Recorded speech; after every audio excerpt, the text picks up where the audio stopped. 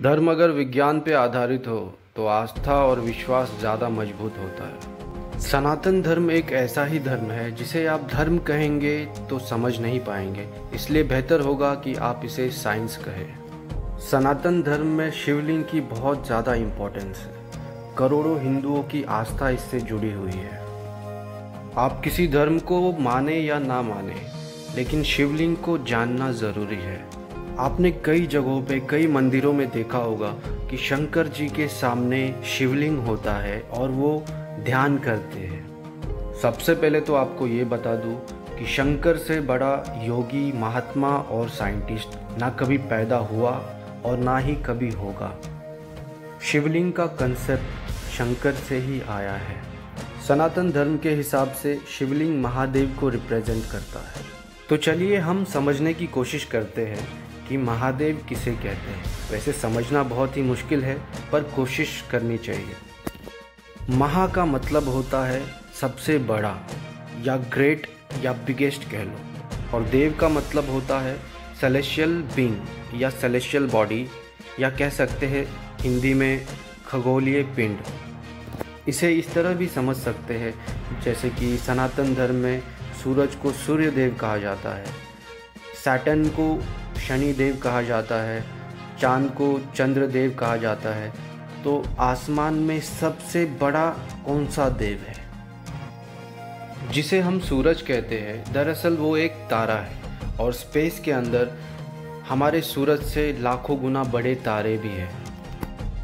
हमारे solar system में जितने भी प्लैनेट्स हैं वो सूरज के चारों ओर चक्कर लगाते हैं, और हमारे सूरज से हज़ारों लाखों गुना बड़े सूरज आसमान में 200 बिलियन से भी ज़्यादा है, जिन्हें आप तारे कहते हैं या इंग्लिश में स्टार्स कहते हैं। वो जिस चीज़ के चक्कर लगाती है, स्टीफन हॉकिंग जिन्होंने पहली बार क्वांटम फिज़िक्स के बारे में बताया है, उन्होंने ब्लैक होल नाम दिया है उस चीज़ को जिसके चारों ओर करोड़ों अरबों तारे चक्कर लगाते हैं। ये सारे मिलके स्पेस में एक स्ट्रक्चर बनाते हैं जिसे गैलेक्सी कहते हैं। सेंटर में ब्लैक होल होता है और करोड़ों स्टार्स इसके चारों ओर चक्कर लगाते हैं। आप अगर महादेव के बारे में रिसर्च करेंगे और ब्लैक होल के बारे में रिसर्च करेंगे तो आपको पता चलेगा कि सारे फीचर्स सेम हैं। वैदिक साइंस ने उसे शिव या महादेव का नाम दिया है, और मॉडर्न साइंस ने उसे ब्लैक होल का नाम दिया है। ब्लैक होल गैलेक्सी के सेंटर में होता है और इसमें करोड़ों सूरज की ताकत होती है, तो इसे हम गैलेक्सी का हेड कह सकते हैं। अब इसे हम सिंपल वैदिक लैंग्वेज में समझे तो करोड़ों अरबों सूर्यदेव महादेव के चक्कर लगाते हैं। अब अगर गैलेक्सी मिल्की वे को देखेंगे और शिवलिंग के डिज़ाइन को देखेंगे तो ये सेम है।